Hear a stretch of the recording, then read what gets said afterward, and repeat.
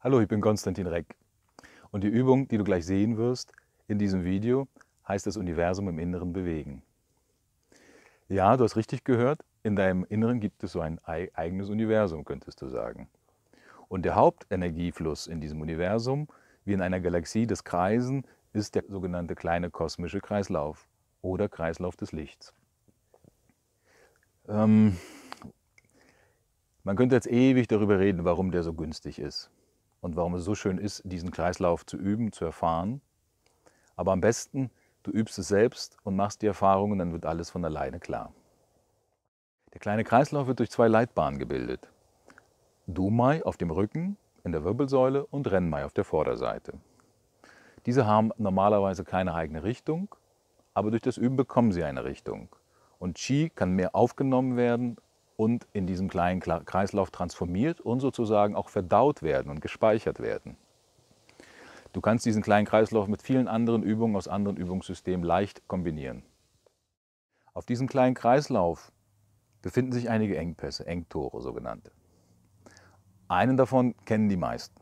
Das ist ungefähr im Bereich des 7. Halswirbels, Dazhui genannt, chinesisch. Dort, der Punkt wird auch genannt der große Hammer oder der Punkt aller Strapazen.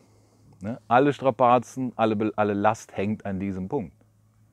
Ja? Und du kannst gerne dich beobachten, du kannst andere beobachten. Ja? Oft ist da so ein dichtes, schweres Gefühl, als ob man einen Sack Mehl auf den Schultern trägt.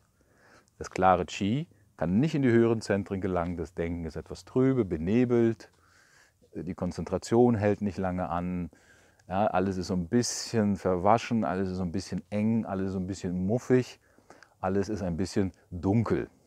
Ja?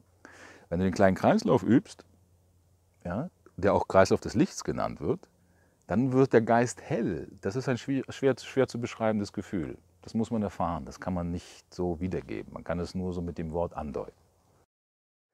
Durch kleine Bewegungen während der Übung, aber auch durch Bewegungen in den Handgelenken und Fingern, wo sogenannte Einschaltpunkte sich befinden, auch für Ren und Dumai, wird das Durchfließen, das Durcharbeiten dieser Punkte erheblich erleichtert.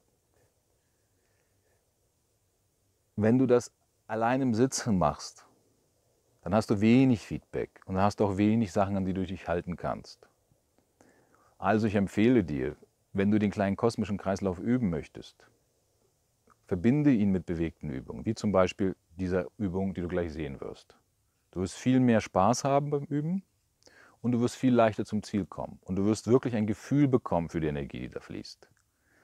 Um dann später natürlich mit der Vorstellung, dieses Gefühl noch genauer und besser zu identifizieren und zu nutzen. Ich hoffe, du bist jetzt motiviert. Wenn dir das Video gefällt, abonniere meinen Kanal, es kommen sicher ab und zu auch neue Videos dazu. Ich danke dir, dass du dabei bist heute. Viel Spaß beim Zuschauen.